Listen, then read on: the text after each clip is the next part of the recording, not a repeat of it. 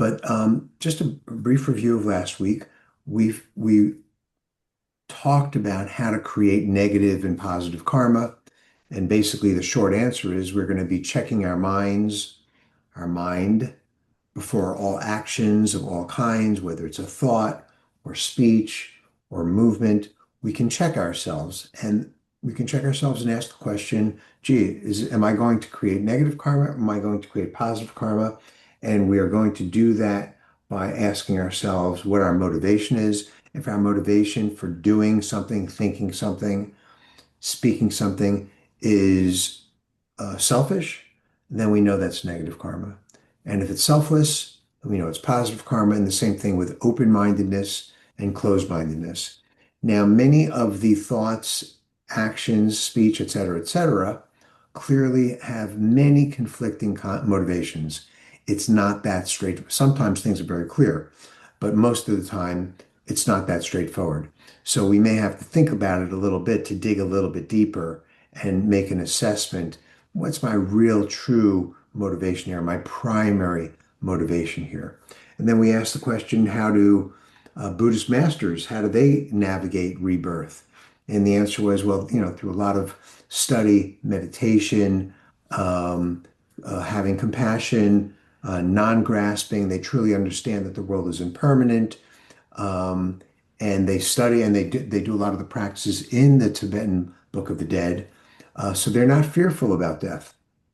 They have a deep understanding, impermanence, non-self, compassion, the bardo, rebirth, and they're able to control their states of mind, which most of us are just not able to do. We're out of control, literally. And they are able to maintain their awareness during sleep or while they're dreaming, which is very, very similar to being in the bardo.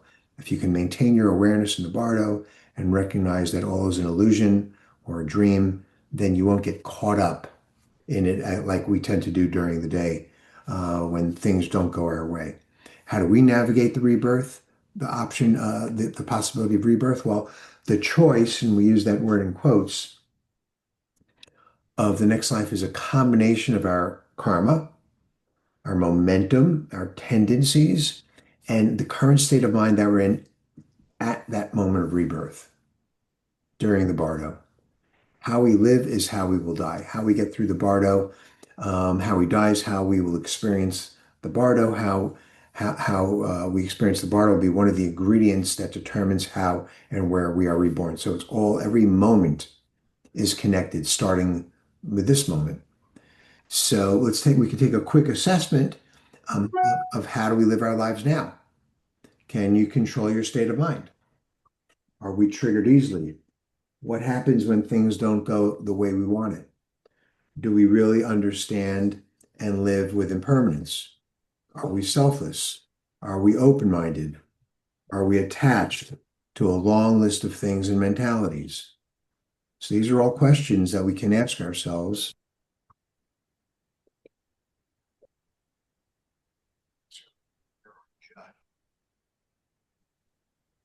You just got muted.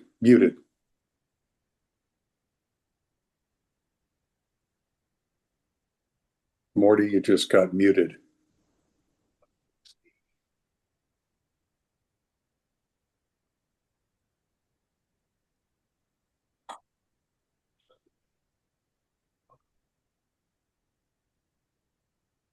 We don't hear you.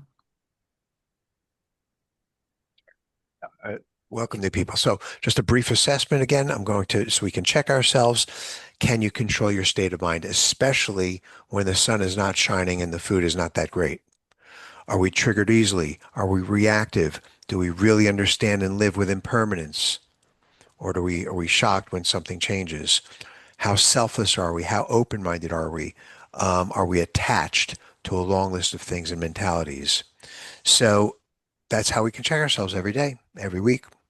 And the bardo experience is much more difficult than navigating normal life or the normal dream state. For most of us, death can be a big shock to our consciousness, especially when it is sudden death. Now, if you're relatively old and you see that you know you're going to die in the next few days, weeks, or months, it's a little bit easier because you have time for the mind to acclimate to what's going to be happening to you. When, what do beings do when they're not prepared? They get distracted in the bardo. They hover over their past lives, over the people that they lived with, their own, what used to be their stuff, their place, their bed, their table. They get distracted.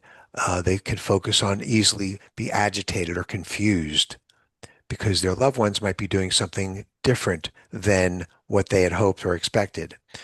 Some people don't come out of the bardo, and we talked about that. Our mind is very sensitive when it's in the bardo. A simple thought, and you can find yourself on the other side of the world. The consciousness is like a feather being blown by the winds of karma. While alive, we have our physical body. It's very grounding for us. So if we're stressed during this lifetime, we can always, I'm going to go exercise. I'll meditate. I'll talk to someone. I'll figure it out. I'll think about it. So we don't have those options without a physical body in the bardo.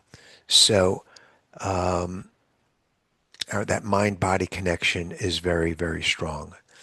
So if we spend our lives grasping at desire and aversion, then the grasping to avoid fear and seek pleasure and comfort, that will play out in the bardo. And we're likely to take a shortcut and not be patient or present with equanimity. And at the end of that second bardo, that bardo of luminosity, which is up to 49 days, we don't have to get hooked on those specific number of days. That's when the physical body that's when the very special, very subtle consciousness seeks to be in a physical body again and chooses to be in a womb or has the opportunity to go to the Pure Land at that point. A little bit more detail we got into is that when the very subtle consciousness dies, when the body dies, and the very subtle consciousness moves on to the second bardo, the bardo of luminosity, the very first half of that very subtle consciousness maintains the attachment to its identity from the previous life. You may still look in your mind like the person you just were.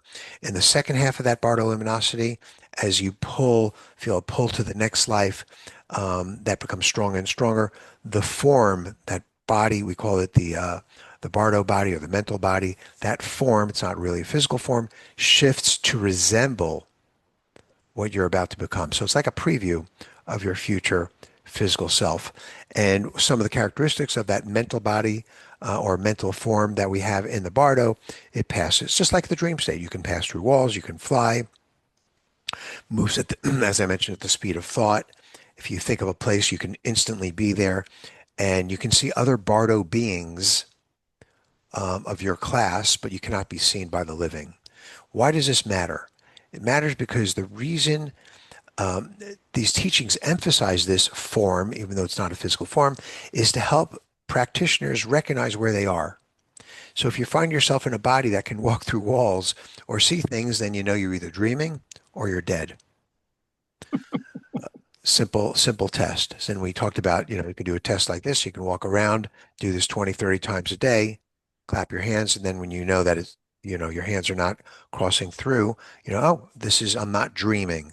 But if you keep doing that and then you find yourself doing that while you're dreaming, your hands will pass through each other. And that's a signal to you, to your mind that, yeah, I'm in a dream. And that's a way to trigger lucid dreaming.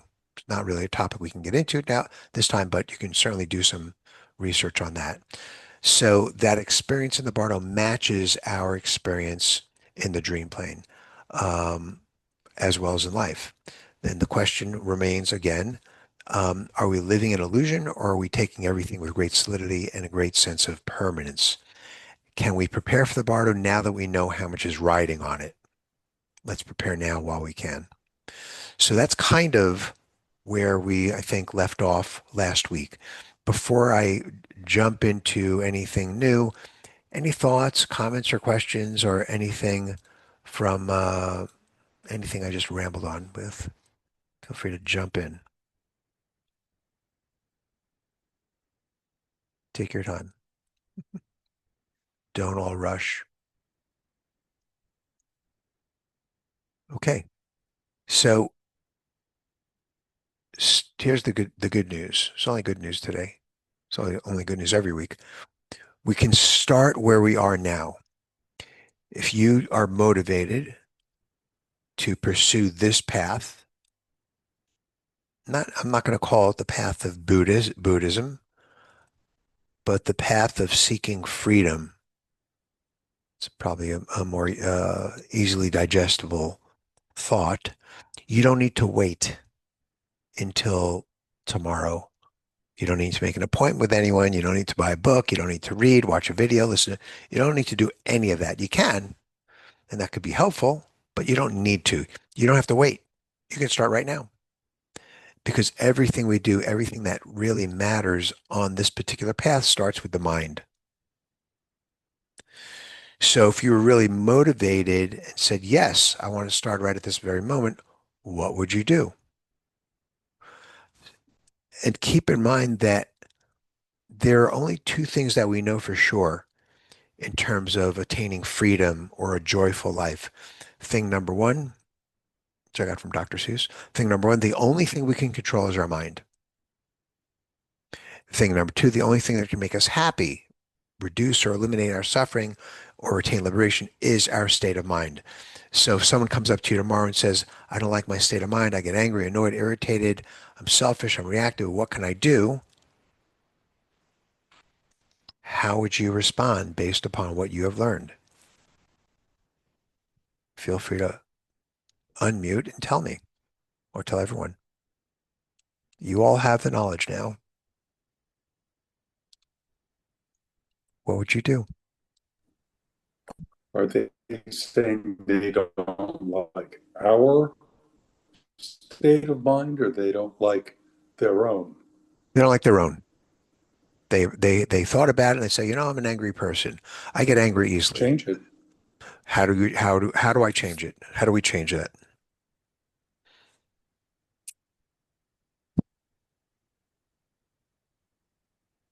How would we Start advise now. them? That's Start not just really an answer. start now. How would they start? I'm ready to start. How do I start? What should I do? Ask Well, yourself why you get angry. okay, that's good. That's definitely a good start to do a little investigation and ask yourself, gee, why do I get angry? Okay, and then maybe you can think back to what you were thinking or feeling a moments before you got triggered. That's definitely a good place to start. I like the idea of the Buddhist antidotes too, that every negative has an antidote. And I think that gratitude is kind of an antidote to a whole bunch of things because it automatically shifts your state of mind and it can happen in an instant. Hmm. And a practice of gratitude really can change a whole person. That's great. Yeah. So what you could do, just to broaden it a little bit, is you could say, gee, I'm angry. What's the what's the antidote for that? I'm jealous. Look it up. What's the antidote for jealousy? I am selfish. I am greedy. I am attached to financials or whatever it is. And we can look up those antidotes, and that would be very helpful. That'd be a good start. Mhm. Good. I like that. What about compassion meditation? I love it. That was number one on my list. Okay. Um, so so yeah, why should we? It's a good segue into the next topic, which is why should we develop compassion? Well, first of all, it's nice. It feels better than being angry or annoyed. And second, as we develop compassion for others, we reduce our grasping and support of our own ego. The separation between me and you, whether that's jealousy or greed or a strong ego, what I'm saying and thinking and doing is right, and what you're saying and thinking and doing is different and may be wrong. So all of these types of separations, when you create compassion, compassion for others is non-dual. Selflessness is non-dual. His Holiness the Dalai Lama I quote him in the book somewhere, when we feel love, kindness towards others, it not only makes others feel loved and cared for, but it helps us also to develop inner happiness and peace. If you want others to be happy, practice compassion. If you want to be happy, practice compassion. So developing a mind of compassion is a critical ingredient to our own happiness in this life. And it's also same ingredient, frankly, when we experience the three bardos, the bardo of dying, it's the instant of death, the bardo of luminosity, that's where we have all those dreamlike experiences, and the bardo of becoming, when we are heading towards a new physical body.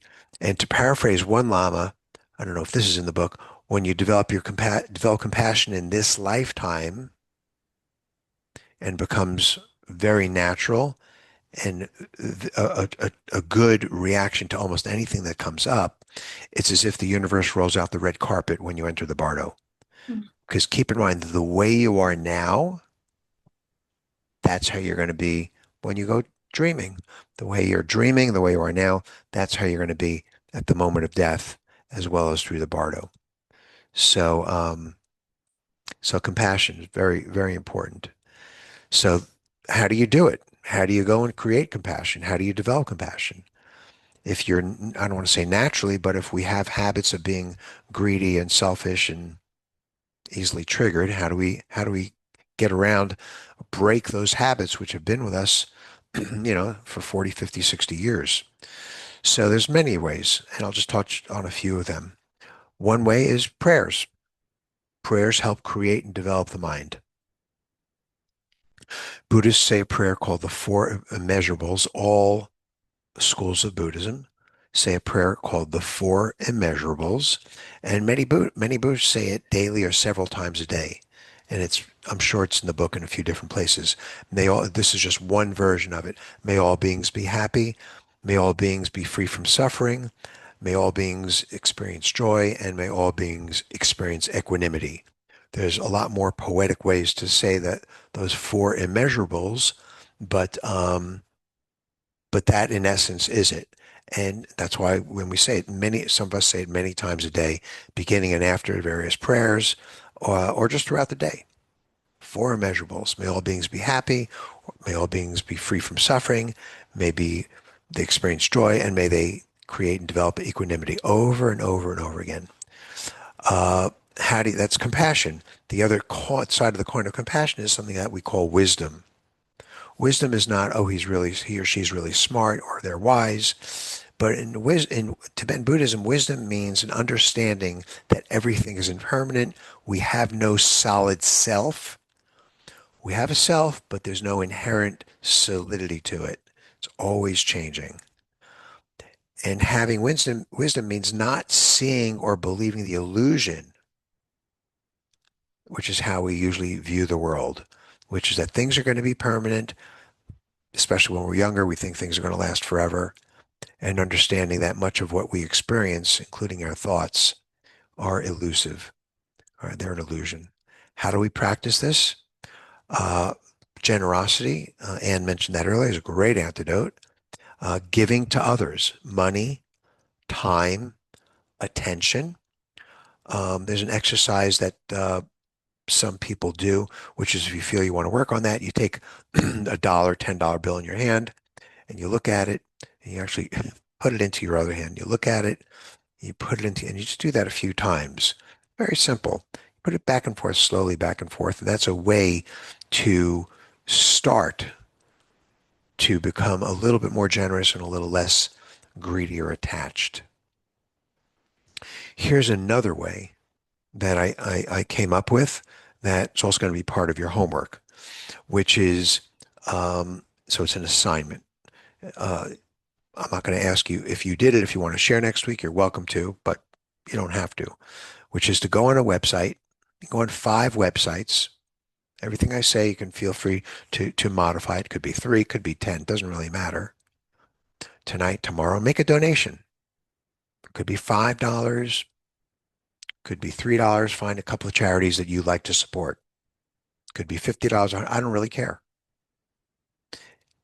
You do it with 3 websites, go to 3 different websites, go to five different websites of something you want to support. Take out your credit card and bang out $3 per website. And when you do that, dedicate the merit from that donation. By doing that with the appropriate motivation, which is you want to help people, you want to improve yourself. Those are going to be your motivations.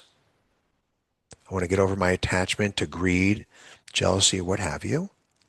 Solidity, permanence, whatever it is that you want to figure out, as well as help someone else. That's your motivation. And when you have positive motivation like that, you can dedicate the good karma that you would earn from that and dedicate that to the liberation of all sentient beings. Or if you have a loved one or friend or a relative who is sick or has passed away, or that you want to help, you could dedicate the merit to them as well. Say, as you're typing it out, hit the click button, say, I dedicate the merit from whatever earned from this donation to, and you can fill in the blanks. And then don't forget to add, and all sentient beings. Dedicate this merit from this donation to so-and-so or this group of people, and all sentient beings. That's a great exercise, and it makes no difference whether it's $1, $3, or $5, none whatsoever. You still get the credit. Now, it's much better to do 5 websites at $3 than 1 website at $15. Why? Why? Because then you might even be helping the same number of people. I don't know. I'm not going to get into the math of it. But then you get to, well, actually, before I answer the question, any thoughts on that? Why do I say it's better to donate to 5 different websites of $5 each than 1 website at $25? What do you think? Is it the web thing? Is it the what? Is the web The thing? web thing. It's the web thing. So you like have if you have different if you have one spot, you can only reach one section. If you have like 5 different spots, you basically connecting in 5 different sections of The the causal, you're talking Right. about the causal web. Right. That's true. I didn't think about that, but that's true. I had a different thought, but yeah, you're absolutely right. Yeah. You're impacting more Yeah. things, creating, I should use real words. You're creating more conditions in the causal web. Absolutely true. Good. I like that. Anyone else? I think it also stretches our consciousness, instead of just focusing on one thing, where maybe the one thing is me all the time, but then I focus on one thing, to focus on more things, it broadens the sense of compassion and opportunity to think more widely and to be more connected to that interbeing. I love that answer too. I wasn't thinking about that either, but that's true. I got it. First of all, to go to the web, you got to go find the website. So now you got to go look at the dogs that are suffering somewhere, and you got to look at the children that are starving, and then you got to go look at whatever it is. Doesn't really matter. So that you're right. That clearly expands your view and your consciousness, which is wonderful. I like the idea that you get to dedicate the merit 5 different times Mhm. instead of just once. So for sure. That's a very simple exercise. I highly recommend it. Wait, I have a Um, question, Morty. Go What ahead. if, I donate to about 20 different charities monthly, you can put it on automatic monthly donation. Mhm. What do you do then? Because I want that to be working for the cause that I give it to, for sanctuary or shelter or food or, what have you. Right. Um, Do you get but a it's just do you get an coming email? out whenever it comes out. Do you get an email telling you when? Sometimes I get a thank you, but that's just for a couple of them. Others I get, a tax thing at the end of the year or something is the only way I know they're getting it. I mean, there's really no rule here. If you were Well, but I interested, like the idea. I like the idea of it. right? If you were Okay. interested, then once a month, when you know that money is going to come out of your account, you can go to the website and just say, hey, just it takes 30 seconds, 10 seconds to dedicate the merit. Yeah.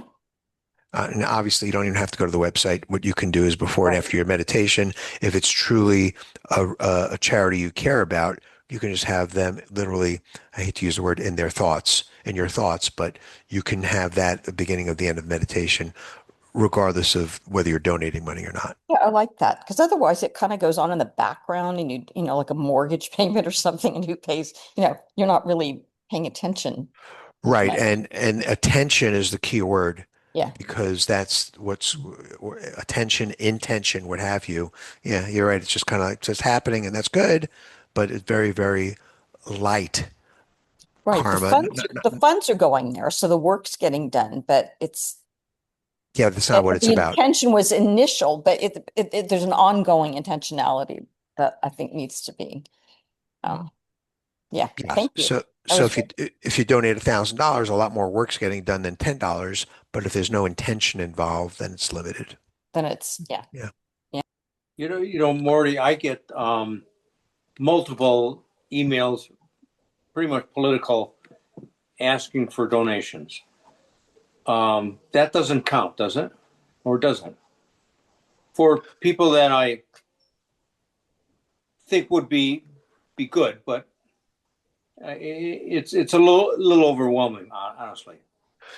Are you saying you get multiple emails and you make donations, or you get multiple emails and you just do what I do most of the time, which is just delete it?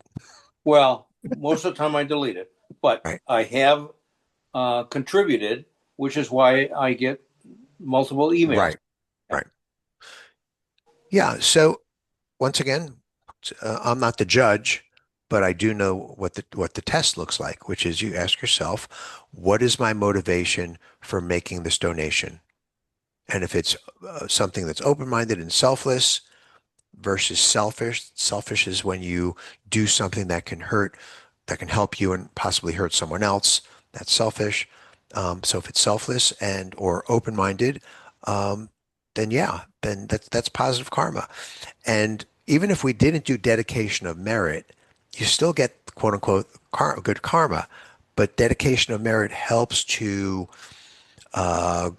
create greater efficacy of whatever is going to happen in the causal web. It's more of a push, more emphasis. And the word we use in Buddhism is it seals, seals. It seals the karma. It seals that event.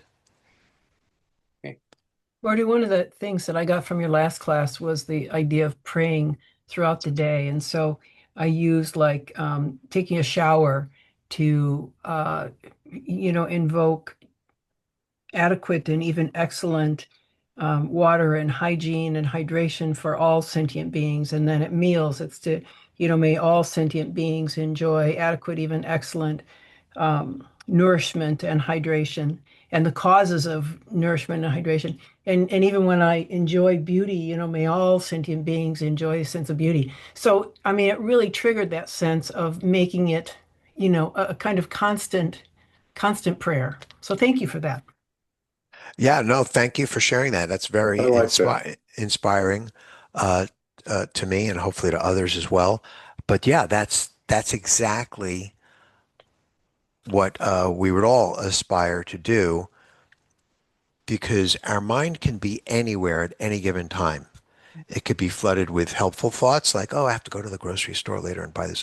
It could be filled with a lot of junk, which is the attachment, the greed, the grasping. It could be filled with thinking about the past, thinking about the future, or it could be in the moment, not just in the moment, that's not enough, but truly appreciating whatever's going on around you, which is, and in this case, not only appreciating it, but sharing it with others through your mind. It's not, so we have body, speech, and mind. So that's a beautiful, beautiful practice, and I hope we can all aspire to that. And Anne is teaching class next week. You taught that, Morty. That's where I got it. Yeah, well, teaching and doing are two different things. But anyways, so another way that we can start right now is meditation. And as I've mentioned, hopefully many times, is meditation does not have to be sitting on a cushion, in a meditation pose. Hey, if that works for you, great. If not, there are many other activities we can do that can fill the definition of meditation. Meditation, the way I define it, is any activity where you are retraining your mind to come back to the present moment. So simple meditation while you're on the cushion or just walking around, you could just observe your breath. Maybe count slow to 5 on an inhale, count slow to 5 on an exhale. Boom, you're meditating. Very simple. Don't judge your meditation. Don't look back, oh, that was good, that was bad, I'm good, I suck, whatever. That's got nothing to do with meditation. We just do it and you get the benefits, even if you think you're doing it poorly. How are wisdom and compassion related? Wisdom and compassion, they're two sides of the same coin. They both develop selflessness, open-mindedness. When understanding impermanence, it becomes easier to have compassion naturally because this person, these things, they're not going to be around forever. We appreciate it more. With less attachment to our opinions, it allows our mind to naturally see others as we would see ourselves. It's when we're holding on really, really tight to my opinions, which are facts, that's when we have problems. We have less attachment to our own stuff, our own way of thinking, and we develop compassion for ourselves and for others. And for others, we recognize the interconnectedness that we all have with other people, other sentient beings. We get to see and feel each other's suffering. We are all dependent on each other. Nothing is fixed in place. Nothing is really solid. When we start to understand that and remind ourselves of that over and over and over again, or when we see, God forbid, someone dies, 9/11, the building comes down, car in a car accident, whatever, anything that's happening, this helps us develop an understanding of impermanence and selflessness, open-mindedness and compassion. We're not so attached to ourselves. So supporting loved ones, supporting loved ones as they approach death, supporting loved ones. I think we have a chapter by that, and I'm just going to pull it up a little bit. If you have it in front of you, great. If not, I'm going to refer to it shortly. I believe it's page 64.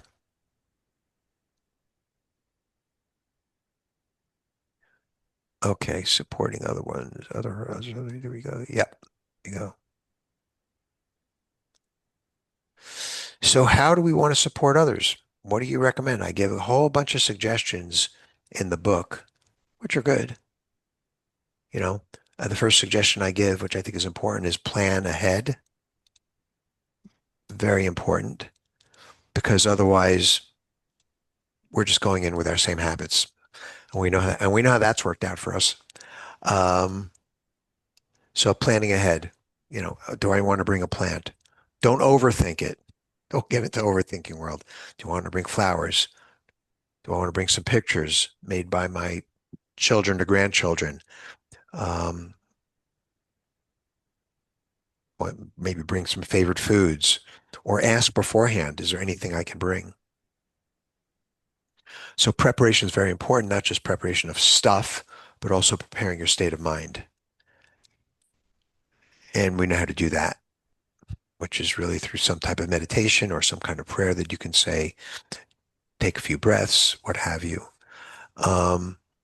Obviously, when we go in there beforehand, during, and after, we want to be, peaceful and participate in, contribute to a quiet environment. Reduce any thoughts or actions that might lead to personal tension. Oh, I haven't talked to my sister in years, or I don't get along with so-and-so. All that stuff kind of can play out, and that's not the time for it. And when we talk about being out of control, it's when these important times come about, when it's really important to be in control of your state of mind, or you can do harm to yourself, harm to others. Lama Lhanang talks quite a bit about tying up loose ends. If you're going to be the deceased, make sure that if you're weeks or months ahead of time, and you know you're going to be passing, you tie up all loose ends, and that includes not just financial, but personal, interpersonal relationships. Now, if you're going to support someone else, you can kind of do the same thing as well. I talk about being a good listener. I think these are great. Believe me, I'm not patting myself on the back, but these are good suggestions to kind of flip through if you know you're going to be visiting someone. Um, Not that you have to write it down and hit every single point, but if I had to summarize all those suggestions into 2 or 3 words, I would just say, just be present. Let it unfold at its own pace. We go through life with all these agendas and running and achieving and goals and all that stuff, and that's great. There's clearly a room for that as human beings. But we're going into that type of environment. That's not the place to have an agenda. That's really the place to just let things unfold at their own pace. No agenda. And then we talk a little bit about some of the signs from a Tibetan Buddhist perspective, which match Western signs to some degree. Some of the signs to recognize when the person is dying. They experience dryness or coldness or feeling of being pulled. Things of that nature. I'm not going to go through it now, but I recommend that you take a look at it. And we do these things so that not only can we recognize it and be helpful for the person who is dying, but it will also give us an indication of where they are in the process, especially if you're going to be saying prayers for them or to them. You might be reciting a diluted version of Poa, which we'll talk about shortly, or there's another prayer in the book, encouragement, or whatever prayer you think is applicable. Especially if they're not a Buddhist, you probably wouldn't necessarily talk about those things. But so we give those signs so you can be aware of where that person is in the process.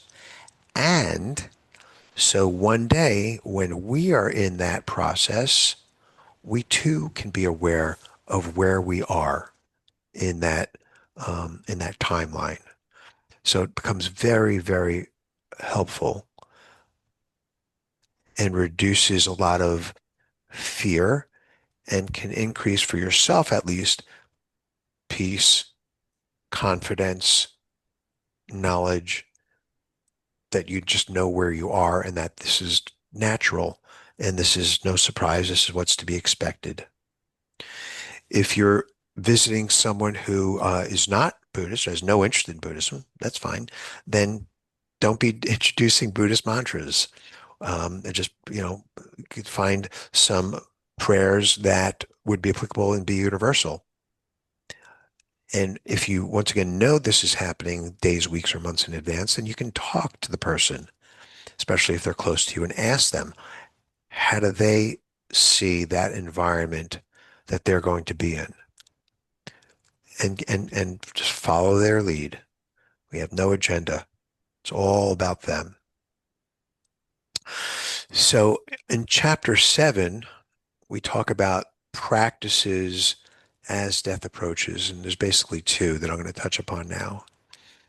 And one is called POWA, P-H-O-W-A, and it's traditionally led by a Lama who has a lot of experience with the Tibetan, with practices in the Tibetan Book of the Dead. That's just any Lama, although any Lama is better than no Lama, I guess. Basically, what POA is, it is a way to unite our consciousness with a higher being. Now, in Buddhism, we've got plenty of higher beings to pick from.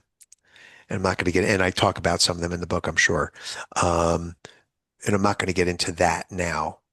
And if you are a Buddhist or Tibetan Buddhist, you can do your research. You have questions. Of course, you can ask me or ask Lama. He'll be on this call, I think, either next Thursday or the following Thursday.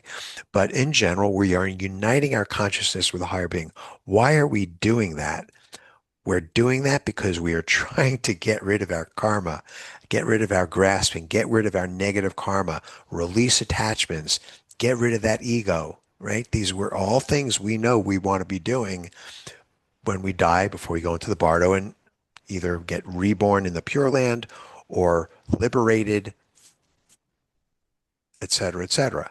So Hoa is a prayer that the Lama guides the soon-to-be deceased through before, during, or after, primarily before, during the dying, so they can unite their consciousness with a higher being. And in the book, we take a more universal approach, which is it could be Jesus, it could be any higher being. It doesn't really matter. So that instead of being swept along by your karma and karmic winds and your tendencies, which is kind of how we're living our life now, you can shift your awareness to enlightened Buddha or deity. And it's typically traditionally taught under guidance from a qualified teacher. Lama allowed us to put a brief template in the book for anyone to use for any religion. And you can practice this on your own as well. And a lot of Tibetan Buddhists have a Hoa practice on a regular basis. You don't have to wait until you're dying. And then the second prayer is a prayer also from Tibetan Book of the Dead called encouragement. I'm not sure if that's what he calls it in the book, but that's what I call it in this book. Maybe, I don't know. And it's basically a practice to support the deceased and support them not to be afraid, not to be distracted, and to move forward, not to feel like, oh, is Susie going to get married after all? I hope my granddaughter's fine, and all these kinds of things that we can, start grasping and clinging. And oh, my stuff on that table, I didn't take care of the bills, or I hope my wife can handle the mortgage, and all this other stuff that we normally would be thinking about while we're alive. We don't want to be in that state of mind. So, or hovering is a common term that's used. And we talked about some of the movies where the deceased, their consciousness, very subtle consciousness hovers. Um, so I'm just going to read, it's a short reading, encouragement, which is on page 73. We can name our loved one, whatever his or her name is, and we say to them very softly in their ears, very close to their head. We don't have to announce it to the room. We're not 7 feet away from them. Ideally, people do it over. I've seen Lama talk to soon to be deceased people over the phone. Not ideal, but if you can't be there, you can't be there. So encouragement goes, this version of it goes like, and you can make up your own version. I'll just use the name Susan or Jack, it doesn't really matter. Do not be afraid. You're surrounded by love. You have now arrived at the moment of death. There is no turning back. This is the natural state of the cycle of life for all living things. Go forward to the world beyond. Do not cling to the present life. No need to grasp or be attached to your previous life. The body has expired. It is time to move forward. Take refuge in the presence of, you can name the higher being, and you can repeat that 2, 3, 4, 10 times, whatever the case may be. Okay.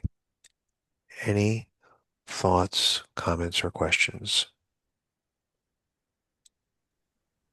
I liked what you're saying about basically just being present to the person that you are. I mean, you've prepared to go in there and you've prepared yourself, possibly through meditation or breathing, but you're not in there to teach them something new or tell them what is going on with them, or chat or something. I think the most important thing is to be present to them and have a sense of listening. It's so that they feel heard and they feel seen. And if they're in a state kind of beyond that, then just be there with them. Just your presence is felt. Your presence and your attention. Yeah. Mhm. For sure. Any other thoughts, comments, or questions on anything we talked about so far?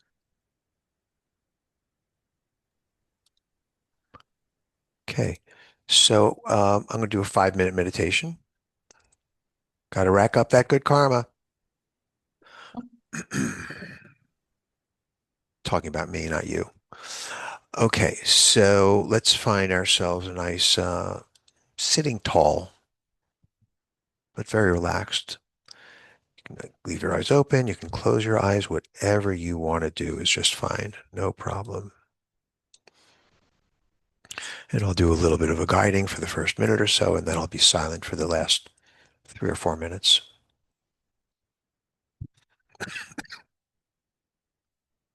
So we're sitting nice and tall, and let's just kind of check our body a little bit and see if we can just have our shoulders kind of just melt. Just release any tension in the shoulders, just kind of let it go. Let's go to the facial muscles, especially the forehead, between the eyebrows. And again, just let them melt away so we can retain as little physical stress as possible, just enough to feel a little bit taller. Then you can start to observe the air that is passing through your nostrils. We're going to be observing our natural breathing. We're not going to change our breath, not modifying it in any way. We're observing that each breath is different. Some are long, some are short. Some are deep, some are shallow. There's a pause in between each breath, just observing.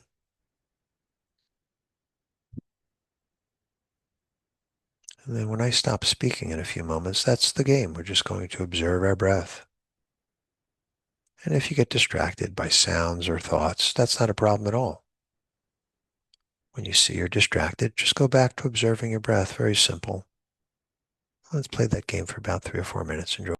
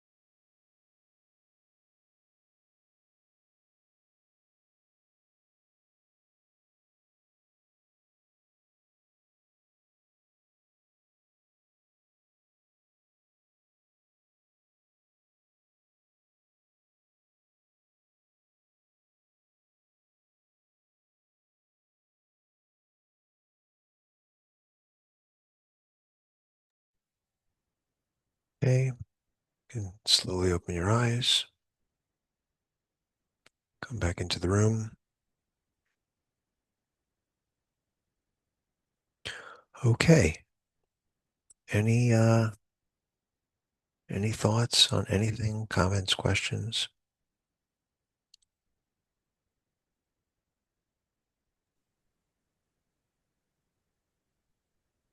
Okay. Well, I'll take that as a good sign. Well, questions are good too. Okay, ladies and gentlemen. So, as always, if you have comments or questions, feel free to email us and happy to answer. If there's personal issues going on, and if not, then, oh, I'm not dreaming. That was a joke. Okay. Everyone have a wonderful evening. Good to see everyone. Thank you. Thank you, Bye. Morty. That was Take care. wonderful. Take care. Thank you, Namaste. everyone. Take care. Thanks.